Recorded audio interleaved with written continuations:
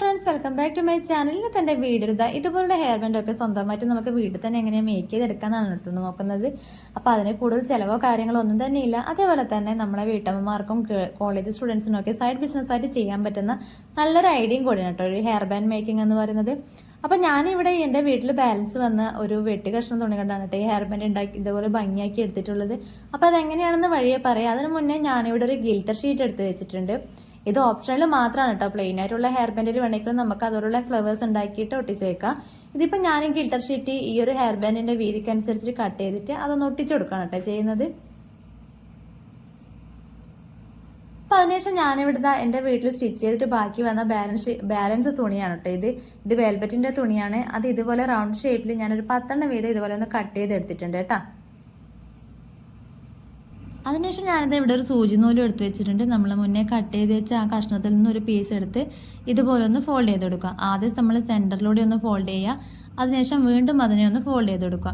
അതിനുശേഷം അതിൻ്റെ അറ്റത്ത് നിന്ന് ജസ്റ്റ് ഒന്ന് സ്റ്റിച്ച് ചെയ്ത് കൊടുക്കുക. ഒരറ്റത്ത് നിന്ന് മറ്റേ അറ്റം വരെ ഇതേപോലെ ഒന്ന് റണ്ണിങ് സ്റ്റിച്ച് കൊടുത്താൽ മതി. അതിനുശേഷം ആ ഒരു ഫെദർ നമ്മളിതാ ഈ ഒരു സൂചി നൂലോട്ടൊന്ന് കോർത്ത് കൊടുക്കുക.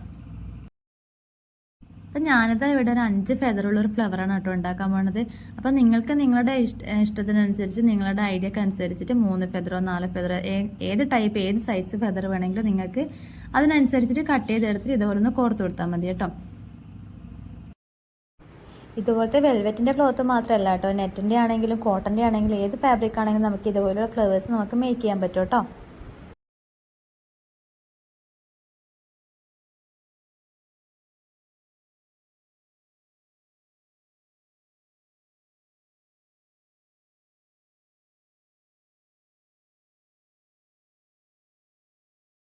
അപ്പം ഞാനിതിവിടെ 5 പീസും ഇതുപോലെ ഫെദറായിട്ടൊന്ന് കോർത്ത് കൊടുത്തിട്ടുണ്ട്.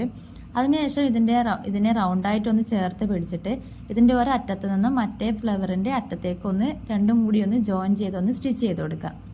നന്നായിട്ട് നല്ല ടൈറ്റ് റൗണ്ട് ഷേപ്പിലൊന്ന് നന്നായിട്ടൊന്ന് വലിച്ച് കെട്ടിക്കൊടുക്കുകയാണ് കേട്ടോ ചെയ്യുന്നത്.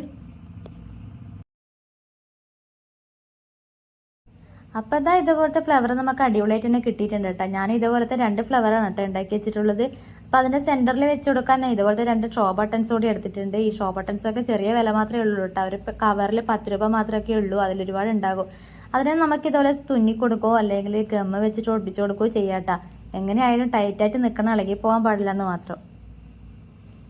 അപ്പോൾ ഈ ഫ്ലവറിനെ കൂടുതലൊന്ന് സുന്ദരമാക്കാൻ വേണ്ടിയിട്ട് ഞാനിതാ ഇവിടെ കുറച്ച് വൈറ്റ് ബീഡ്സ് എടുത്തിട്ട് അതിൻ്റെ ഓരോ ഫെദറിൻ്റെ അറ്റത്ത് ഇതേപോലെ ഒന്ന് വെച്ച് കൊടുക്കുന്നുണ്ട്.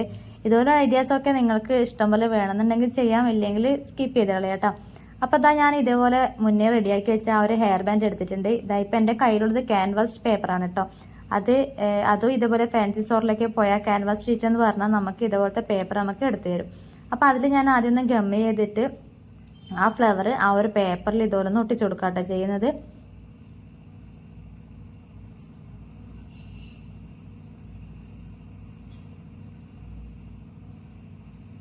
അപ്പം ഞാനിതായി 2 ഫ്ലവറിൻ്റെ അടിയിൽ ഇതുപോലെ ക്യാൻവാസ് ഷീറ്റ് ഒന്ന് ഒട്ടിച്ചു കൊടുത്തിട്ടുണ്ട്. അതിനുശേഷം നമ്മൾ ഈ ഫ്ലവർ ഈ ഒരു ഹെയർ ബാൻഡ് എടുത്തിട്ട് അതിലും ഗമ്മ തേച്ചിട്ട് അതിലൊന്ന് സ്റ്റിക്ക് ചെയ്ത് കൊടുക്കുകയാണ് കേട്ടോ ചെയ്യുന്നത്, ഒട്ടിച്ചു കൊടുക്കുകയാണ് ചെയ്യുന്നത്.